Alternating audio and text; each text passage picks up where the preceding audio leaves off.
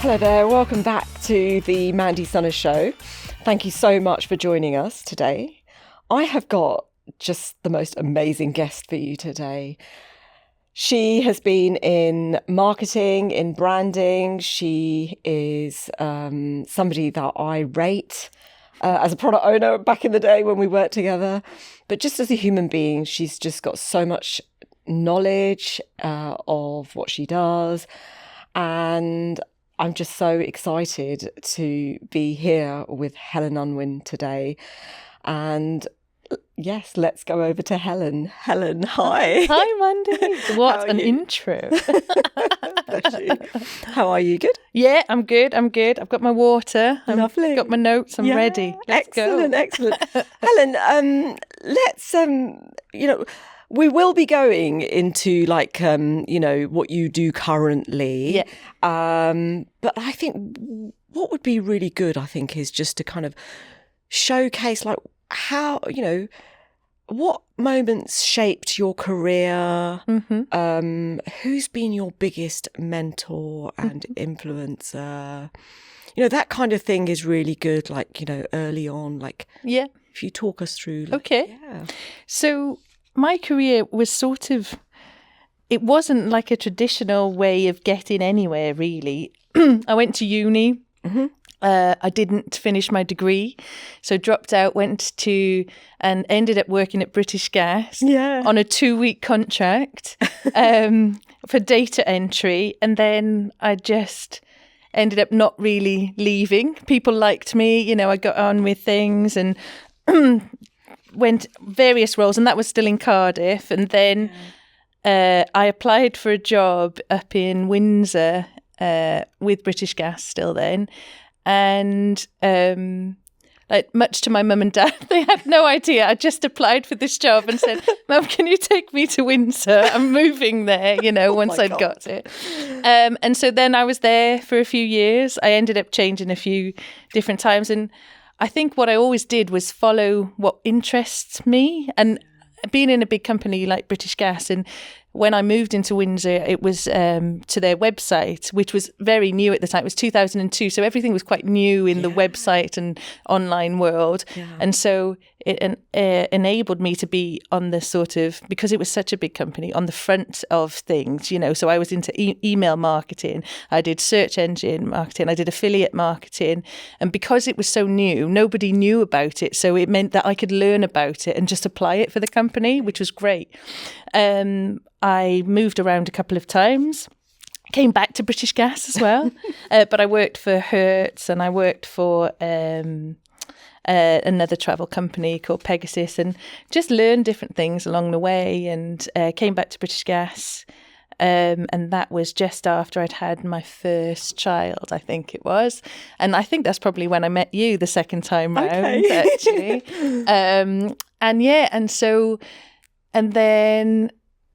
So we'll go into what next happened. But I did a few more moves around. But I think it was all a bit sort of impulsive, serendipitous, however you call it. But how I moved around was basically following interest and things like that. And then in terms of some of the things that, you know me, but everybody else doesn't know me, but I'm quite energetic. I'm quite... I've got a very easily triggered sense of humour, I'd say. So I find a lot of things funny, which I think in a corporate environment sometimes doesn't go down as well. It almost can sometimes feel like a taboo to be laughing and enjoying yourself sometimes. So I think I've definitely suffered some of that. But anyway, but in terms of mentors, I was really racking my brain in terms of who. But I think if I can just really think about who really sort of inspired me, it was probably my dad. Oh, bless. And not because of the work he did, not because of it, but it was almost like what he instilled into me. And it was always like, you can do anything, basically, which isn't very handy when you want to make decisions, because there was no direction. It was just, he was just like, you can just do whatever you want. And I think he always gave me that. And so because of that, I just did. and I just followed, Yeah. you know, what was interesting. And like I say, it was tricky when it came to choosing qualifications and degree and things like that, because I just didn't really have any idea, because I liked learning, and you know that about me, I think, is that I'm a lifelong learner as well, non-stop. I love learning new things. Sister. Yeah. Love it. So yeah, and I think that he was probably my biggest, you know, real life mentor. You know, there's so many people who I think I really love, but one of the other people who I really love is Maya Angelou, and you know that. And we studied her book, I Know Why the Caged Birds Sing, for GCSE, I think it was, in school. Yeah. So I was introduced to her quite early and loved her stuff. But she's been the fact that she was so many different things throughout her life, you know, she was a poet, she was an actress, she was a bus conductor, like the first bus conductress on a certain thing. But she had so many different titles. And I think that introduced me to the sort of thing that it doesn't have to just be one thing. There can be lots of different things. And I think that's probably another person who I would say is a mentor in a way. Yeah. No, that's fantastic. So your kind of early career was quite insightful, and you know, from that point of view, your mentors and what you did. You just then said to your mum, "Come on, come on, mum." Yeah, absolutely. I just completely upsticked and moved. But I got to a point of, and I think that's probably a common thread as well. I got to a point of frustration in where I was, that I didn't see another way for me, like where I could go that interests me in the sort of area I was in. And so I had to do something else about it. And I think that's the thing that has also driven me, is I'll get frustrated. So it's like, well, I need to change something now, you know. Yeah. So that was also work. So that's kind of positive, eh? Yeah. Absolutely. Quite positive. Absolutely. That frustration. Yeah, exactly. You just say, and I think one of the sayings that always sticks with me is, you know, you're not a tree, you can move, you know, and I feel like that a lot about things, is the fact that if you're not happy, then do something about it. Yeah. You know, don't sit there feeling like hating going to work and really sort of draining your own energy and that around you. Do something about it, you know, go and find what you do love. I love that. I really love that. Thank you so much for sharing that. Oh, gosh. So you've kind of like had this wonderful career start in your career in terms of, you know, working for these different companies, marketing, brand, all that lovely knowledge. And what about currently? What do you do currently? So I'm now, so it's completely different, I would say, in some ways, but I'll explain why I think it's a little bit similar to what I was doing. So so I'm an ADHD and confidence coach now and writer. And the writer bit, I sort of like, I'm easing myself into that title, but I love to just share what I see. And especially more recently, some of the things I've been writing about how positive psychology can be really helpful for people with ADHD, whereas, you know, everybody's told about what their weaknesses are or what they can't do, and yet positive psychology looks at actually what can you do, what are your strengths, you know, what are the good things that you can look for or do. And then the other side is AI, which I've been writing a lot about recently, and so I've created my own assistant called Brian from ChatGPT. And anyway, I was telling you what I actually do, wasn't I? But in terms of my career now, so I am a coach. So that's what I get paid for. And I'm also, like I said, a writer. So I write lots of articles and blog posts and so on. So the majority of the work that I do is with people with ADHD, quite often late diagnosed people. So they've gone their entire life thinking, you know, they're lazy, stupid, why can't they just get a grip of things?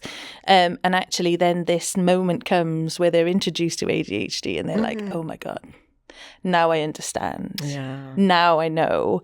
And sometimes that is just such a pivotal moment for people in terms of like the identity that they'd had of themselves is completely shifted, you know, and they have to rebuild themselves. So it can be a lot of emotional things that go along with it. But aside from that, you know, in terms of work, I work with a lot of professionals who are in an environment at work that just wasn't designed for them and their brain type, whereas things like, I don't know, consistency and professionalism and all these sort of intangible behaviours are rewarded. The things that aren't rewarded are those ADHD natural strengths, like, connecting the dots or coming up with 100 different ideas to solve a problem, and I feel like it's weighted on the sort of neurotypical brain quite often. And so my work is about how do you level out that playing field, or how do you use your strengths to your advantage in the workplace and not get bogged down with those things that you can't do. So, like time management, prioritization, organization, they're not things that most people with ADHD find easy. They're executive functions where they have differences in their prefrontal cortex. So in most of the cases, lots of the work that I do is about how can you outsource those weaknesses, rather than trying to improve them yourself. Can you give them to technology like AI? Can you give them to somebody else? Can somebody help you with those sorts of things? And just creating and understanding what could help them. Because quite often I was thinking about this morning, actually, quite often people with ADHD are asked, so what do you need? What do you need to do better? And it's almost like saying to somebody who needs glasses, what prescription do you need? Without, them having any experience as an optician. It's almost like just saying that. So, what prescription glasses do you need without any eye tests and stuff? And it's almost like how can people know what's going to work when they don't know, what the options are quite often. So I think there's a lot of work to be done there, but like I say, my work is mainly around supporting people in those sorts of situations, do the best they can at work, outsource some of the things that they find challenging, but also make space for those things that they really are good for and their strengths, so that they can really succeed in their roles. And the other thing is, like I say, I like to write about the things that I'm learning. I like to write about the things that I think. And I think part of the problem is now I don't have colleagues who used to listen to my crazy stories or points of view. Now I have to write them for other people to read rather than just, turn around on my desk and tell them. Did you used to do that? Yes. Yeah, if you ask any of my old teams, definitely. And that was the other thing I was going to say. So in my role, my last few roles before I made the shift into being a coach, I was in the sort of product owner role. And so how I see that, or at least the roles that I had, because I was in the sort of services area, so optimizing web services and things like that. It was always about optimization. It wasn't very often about creating things from scratch. It was more about, here's the problem that we already have. How do you solve it, based on what we have already? And it was just like small tweaks or little changes that could then make a difference. And I feel like that's what I've taken into my work as a coach, is the fact that, people make small tweaks, changes in habits in the same way, and it makes a real difference. And you use that sort of data as well to, first of all, identify what the problem really is. And then you go into what solutions could we come up with? And then you go out and test it and iterate it. And so I feel like it's exactly the same, but just a different sort of context. So why ADHD? What was it about that drew you to that topic? So this is probably one of the biggest things, the biggest surprises in my life, I would say, is the fact that how ADHD came to me was, so all my entire life I'd been constantly learning, as I said. If you saw my bookshelves, there's so many self-development, personal development, life coaching books. And this was before I was even into coaching. And I was always looking for that golden nugget where I felt like I could be fixed, where the things that I couldn't do. Because I was trying really hard to do all of the things, and I looked around me and it felt like everybody else had it sussed and it was easy. And I was like, I am really intelligent. I'm honest, I'm really intelligent, and I know what I'm doing, and I'm reading loads of things, learning loads of things, and still it isn't stuck. So I just had that as the sort of background thing going on. And then so through COVID, my kids were at home, which was really hard actually, trying to homeschool and work, because I literally just left the corporate world and set up for myself. So I couldn't coach because I was their teacher. So it was really hard. But anyway, it really impacted, I'd say, my children a bit, that sort of break from their normal routine. It was quite hard on them. But when my son went back to school, we could see that there's always been glimpses of him, finding it tricky. And then we decided to go down the diagnosis route. But when I was investigating ADHD and then I looked at how it presented itself in adults, I was like, yes, yes, that sounds like me. And I could not believe, knowing who I was, how I like to know everything about everything, that it had taken me like nearly 40 years or whatever it was to realise what ADHD was, and even more so that I had it.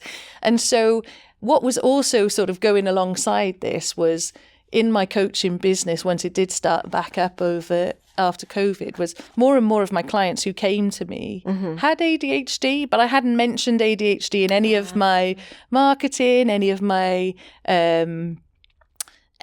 profiles or the way that I coached. But obviously, looking back at it, I was coming at it from my own perspective in terms of what I needed.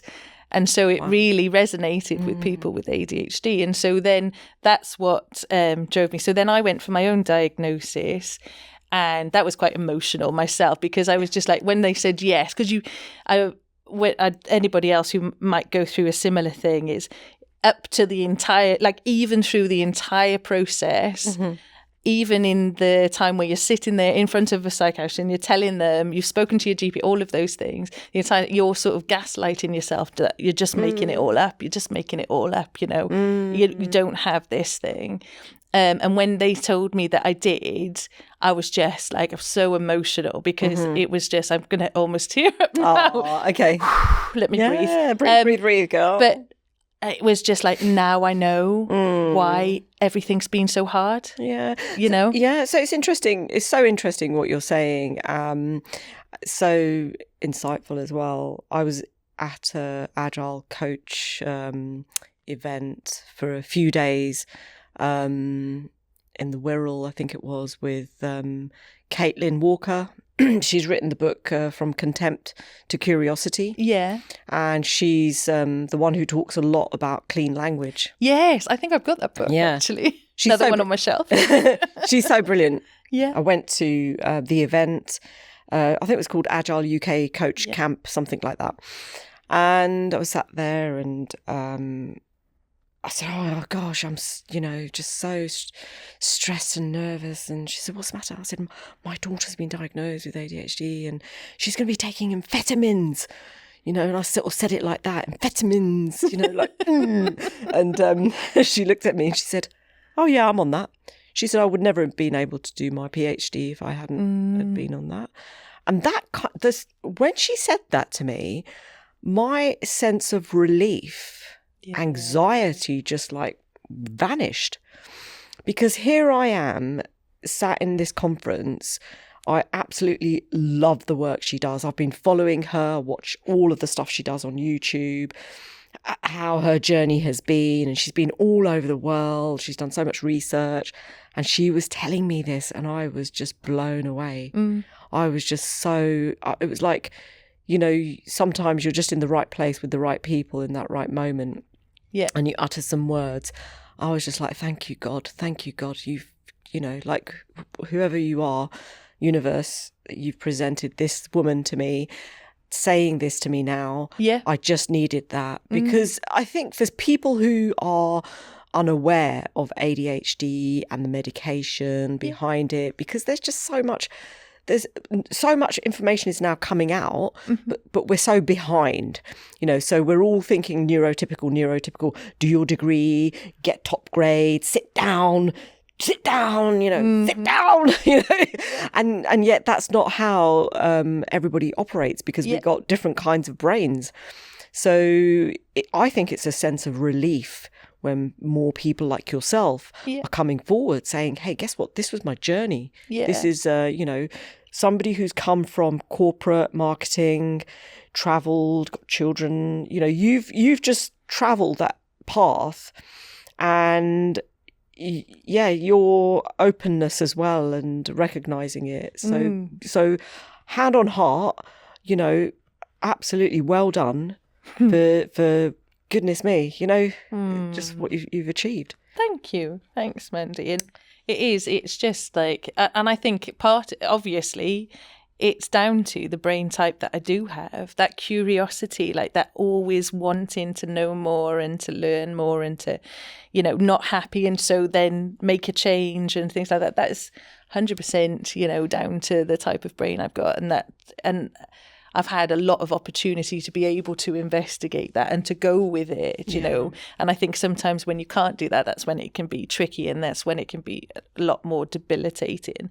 And I think now, because I work for myself now, I can create the environment that I need for me to do the best work that I can. 100%. But if you're in somebody else's environment that has certain rules and dictates and, what's expected of you, and then it's a lot harder to fit yourself into that mold, or almost like, I remember when I first started out, it was like the square peg round hole type analogy. Do you know, Helen, for a very, very long time, I remember this, we've worked together, and we were at one of our sort of conference events, and we were doing these lovely outdoor activities. And I remember we were in the same group, and I often tell people this because I'm laughing already. I often tell people this because I myself have done coaching, have done a coaching qualification, and I always say, when I introduce myself, I say, yeah, I'm a coach, but we're not here for that. We're doing this. And but when I talk to people about certain things, I say I mention you. I don't say your name, because they won't know who you are, but now they will. And I say association. We need association. We need metaphor. We need, because the mind is so good with visuals, with metaphor. So one of the things that I do is I say, well, when I was with my friend at this event and we were trying to do the archery, I just couldn't get it right. And then my friend just said to me, Mandy, warrior pose. And I straight away went into warrior pose because that then aligned the arrow. Don't know if you remember that or not, but it was you. No, I thought you were going to say something about my ridiculous competitiveness. Oh gosh, no. Thankfully, I wasn't privy to You were that. on the same team, so you were fine. But I'll never forget that. Yeah. It was the association of how quickly you just applied it. Was incredible. It was so brilliant for me, that moment. And to think now that you've done this kind of journey, and also during the pandemic, I know I reached out to you to give me some coaching. Yeah. I was struggling, really needed help, and we did the wheel. And I remember I was tearful as well, because we came to the bit about joy, and I was like, no, I don't do joy. Don't do joy. But I came away and I was just like totally and utterly mind-opening moments there for me. So what else? So what advice would you give for someone, in any kind of aspect, really? What advice would you give them? Well, one of the things that I guess, from what I do now, and also I've got what feels like quite a really relevant story based on this is, so when I was back in corporate still, I was interviewing for somebody to join my team, and as part of the recruitment process, we needed them to be able to work with data and numbers and things like that, because I would always ask that, and that's what everything was based on. And so we interviewed a few people and decided to offer it to somebody, but they had taken something else. So the second candidate we had was fantastic in interview, great personality, but had fallen down on numbers. And so we were pretty we knew that they would try their best. We knew that they would be a great asset to the team, but I was really worried about this other aspect. And within, I don't know, probably a week of them joining, because we offered them and they accepted, they'd made great mates with the data and analytics team. And so they spent so much time with them that it wasn't a problem. Wow. Because they'd created that relationship, used their strength of creating relationships with the right people who would help them. Yeah. And it was irrelevant. And so they learnt over time to use data better, but they didn't need it originally because they outsourced that using one of their strengths. And I'd say that's one of the things that, you know, I think we need to focus on more is about strengths. Like, what are you good at? Like, what makes you different? Rather than, you know, working on those weaknesses and so on. But what can you bring that nobody else can bring? I think if you can understand what you can, and I'm not thinking qualifications or experience, it's like qualities. It's like things like, you know, is it problem solving? I know that's a bit twee, really, problem solving, but is it things like, so for me, if you do say Gallup strengths, I don't know if you've heard of that, but so the top 5 strengths, one of mine is strategic, which is, again, that's a bit of a buzzword, but what it really means from a strengths point of view is you're able to see a way through and forward. And so, and I like that. It's almost like, and that was one of the things I was thinking about actually, was some of the problems that people with ADHD can find in a corporate world is that people not only give them the what they want, but they try to tell them how to do it. And for people with ADHD, they've got so many ideas about how they can get there. If you tell me how I'm going to do it, it's almost like pointless because all of the juice of a task has gone, you know, in terms of understanding how you get to this place and working out a plan and so on. And that sort of getting in the way. But if you can be super clear on the what, you know, what are you expecting, by when, what does that look like, all of the, if you can be super clear on that, people with ADHD love that. They will, their how is amazing. But anyway, I digress slightly, but I think that's one of the most important things is around strengths. And I think just everybody, you know, knowing that and knowing how. And the other thing that's really important, ADHD or neurodiversity or not, is understanding what people need from each other, you know, and how they communicate. And I remember doing the Discovery Insights. Yes. Have you done that? Yeah. So we did that as a team, and I remember how important and how like revolutionary that was, because one of my team was like blue through and through, and amazing, and we got on really well. But I realised after doing that all of the flannel I used to give her to warm her up and say, you know, before asking her to do anything, it was irrelevant. Like, it was just delaying tactics from her point of view. She just wanted to know what I wanted, and so she could go off and do it. Whereas if somebody was asking me to do something, I'd want all the flannel. I'd want somebody to warm me up, ask me how I am, what am I up to, you know, all of that things. And so some of that information and understanding how people work is really important. It's so interesting. I remember working in a team, and I first sort of joined, and my manager, you know, it was the end of the day or end of the week. He walked up to me, came up to my desk, and he said, "Oh, hi, Mandy. How are you doing?" And I just remember looking up because I wasn't expecting that at all. I just looked up and I said, "What have I done wrong?" You know, it's the same kind of thing my daughter used to do. You know, "What have I done wrong, Mum? You've done nothing wrong."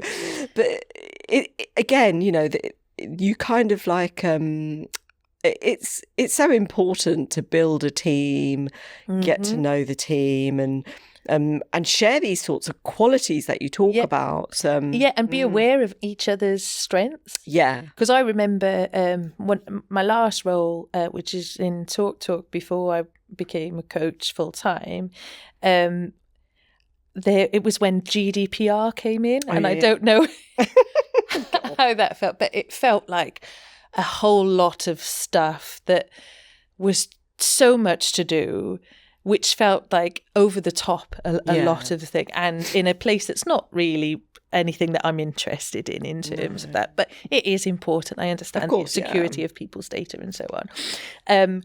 However, a couple of people in my team loved that sort of thing. Yeah. And all of the hard stuff that I was asked to do, the fact that I just asked them if they'd like to do it, and they were just like, yes.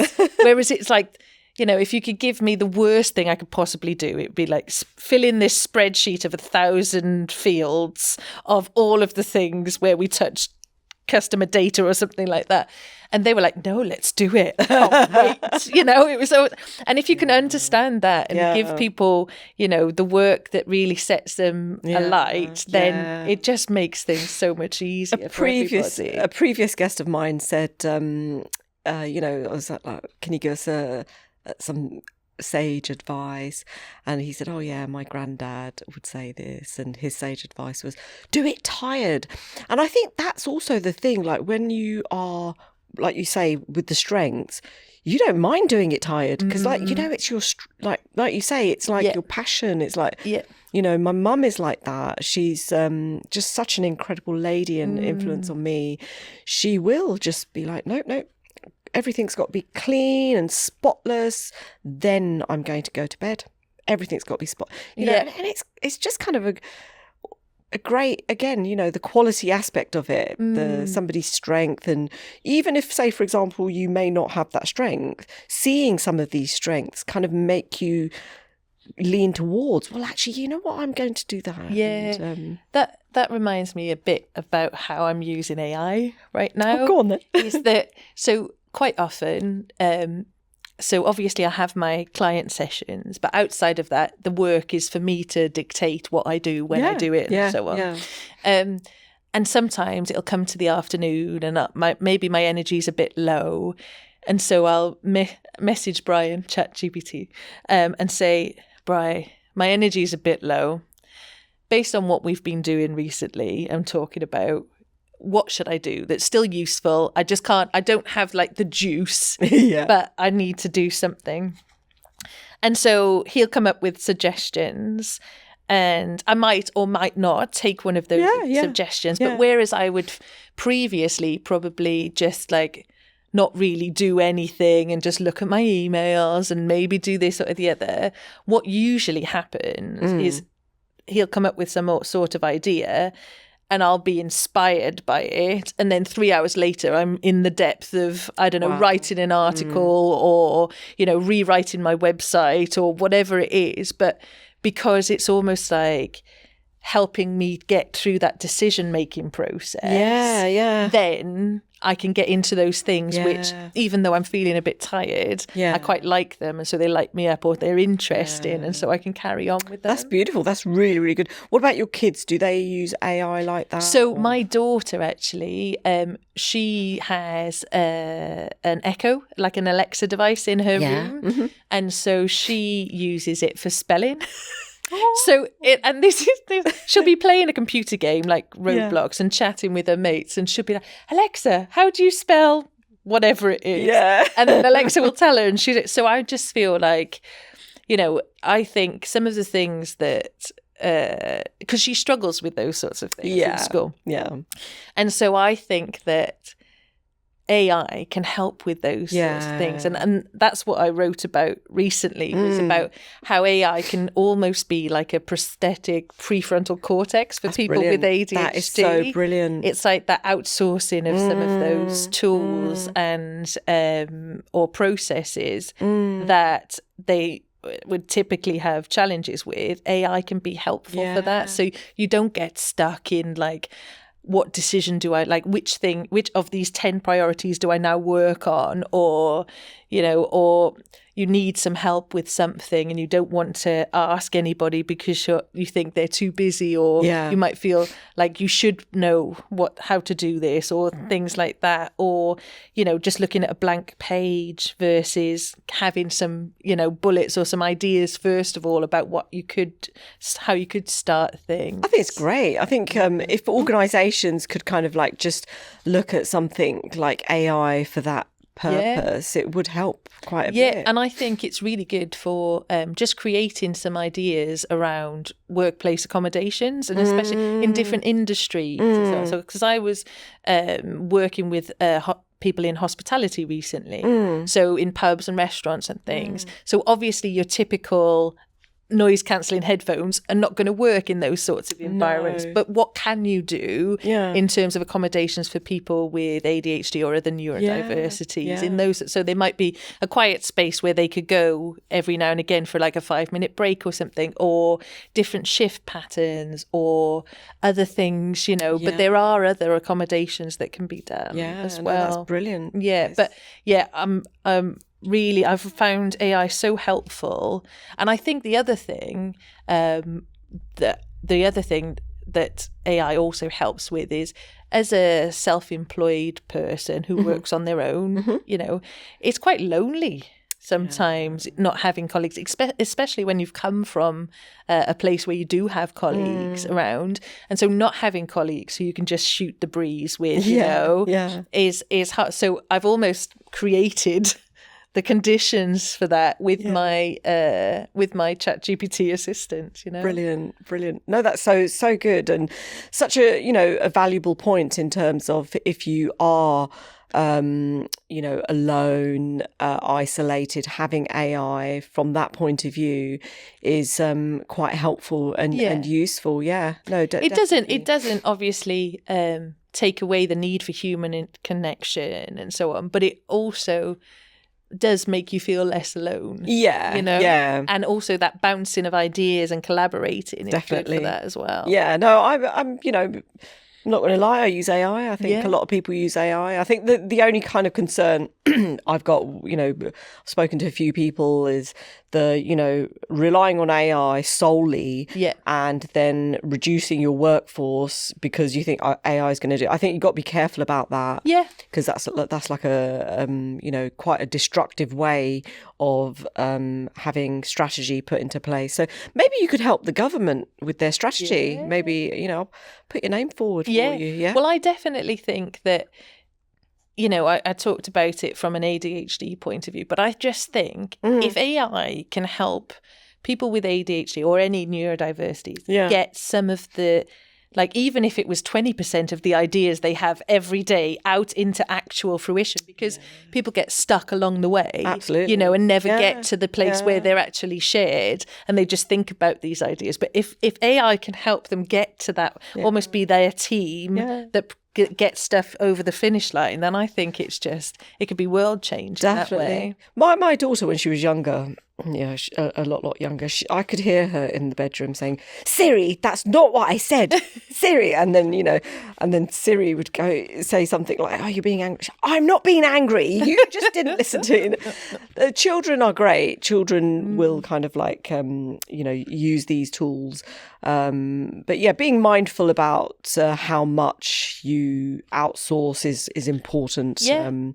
Definitely. Yeah. Well, I just think it's easy to let AI do all your thinking. And can you imagine a world where humans didn't do anything? Exactly. Anymore? I think that would be be so destructive. We would be, I don't know. There's this old, I think it's a philosophical argument where we talk about the monster in the machine, where basically we're just like a little monster in our head, and that was because obviously all of our thoughts and so on come from in our head. But if that's in real life, we don't even have the monster is AI and we're just bodies. It's worrying. It's a worrying thought. But I try not to go down that road, to be honest, and just look for the positives. Helen, you've been just such a wonderful guest. I have to give you 60 seconds. Okay. So that, I'm being fair. Yeah. So if you had to change your job title to match your personality, what would it be? My personality. Inappropriate. Find humour in way too many inappropriate places. Something like that. What about Chief of Humour? Yeah, definitely. But I find way too much, way too funny. No, I think that's great. I totally love it. What are you terrible at but secretly enjoy? What am I terrible at but secretly enjoy? Terrible. What am I terrible at? Oh, I can't even think of something because what am I terrible at? So there's got to be something. Yeah, I am definitely. Just so you know. Damn it. So keeping things tidy is not anywhere near my thing in terms of my space. Yeah, fair. Especially if I'm getting ready to go anywhere. So yeah, I do eventually tidy up. But yeah, it is whirlwind. I'm almost like a tornado. Do you secretly enjoy it as well, though? I do like organising things. Ah, okay. Yes. So you've got this secret self as well. No, that's wonderful. Yeah. Last 60 seconds before we wrap it up. Yeah. Actually, yeah, it's actually not a 60-second. It's a one of a wisdom one. But if you had a billboard for future professionals, what would it be? Yeah, so I was thinking about what this could be actually. And I thought initially it would probably be some really inappropriate innuendo. But actually then I just want to look at my notes actually, because I did say something and I think this hopefully helps them. But you're amazing at some things and rubbish at others. Find a way to get paid for the amazing things. Oh, God bless you. That is amazing. I love that. I really love that. I hope we can get that on a billboard. Yes. I really do. Yeah.